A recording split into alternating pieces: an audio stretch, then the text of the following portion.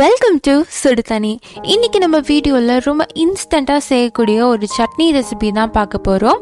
இந்த சட்னியில் வறுக்கிற பிஸ்னஸே கிடையாது, டைரெக்டாக போட்டு அரைக்க வேண்டியதான். சூப்பரான பொட்டுக்கடலை சட்னி எப்படி பண்ணுறதுன்னு பார்க்கலாம்.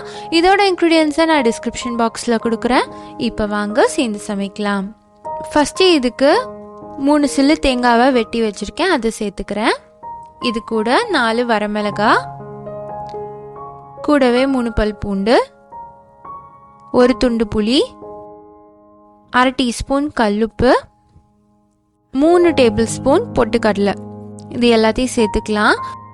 நீங்கள் தேங்காய் சேர்க்காம கூட இதை நீங்கள் பண்ணலாம். இப்போ பொட்டுக்கடலை கூட கொஞ்சம் சேர்த்துக்கோங்க.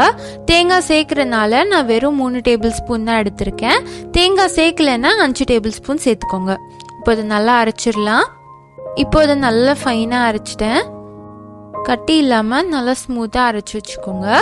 இதை நம்ம ஒரு பவுலில் மாற்றிடலாம்.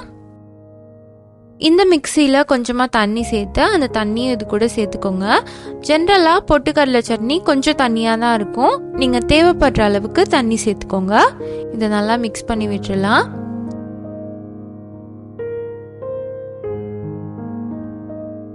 இந்த சட்னியை தாளிச்சாலும் நல்லாயிருக்கும், இல்லை நீங்கள் அப்படியே கூட சர்வ் பண்ணலாம். நான் இன்னைக்கு லைட்டாக தாளிச்சுக்கிறேன். அதுக்கு ஒரு பேனில் 1 டேபிள் ஸ்பூன் எண்ணெய் சேர்த்துக்கிறேன்.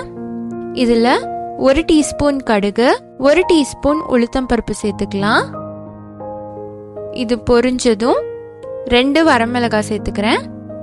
கூடவே 1 கொத்து கருவேப்பிலை. இதை லைட்டாக ரோஸ்ட் பண்ணி எடுத்துடலாம். இப்போதை நான் செஞ்சு வச்சிருக்க சட்னியில் சேர்த்துக்கிறேன். நம்மளோட சூப்பரான பொட்டுக்கடலை சட்னி ரெடி ஆயிடுச்சு. இது இட்லி தோசைக்கு பிரமாதமாக இருக்கும்.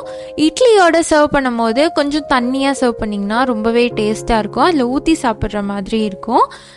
இந்த ரெசிபி பண்ணுறது எவ்வளோ ஈஸி பார்த்தீங்களா? நீங்களும் அவசரத்துக்கு இந்த ரெசிபியை கண்டிப்பாக ட்ரை பண்ணி பாருங்கள். இந்த வீடியோ உங்களுக்கு பிடிச்சிருந்தா லைக் பண்ணுங்கள். சுடு தண்ணி சேனலை சப்ஸ்கிரைப் பண்ணுங்கள். தேங்க்யூ.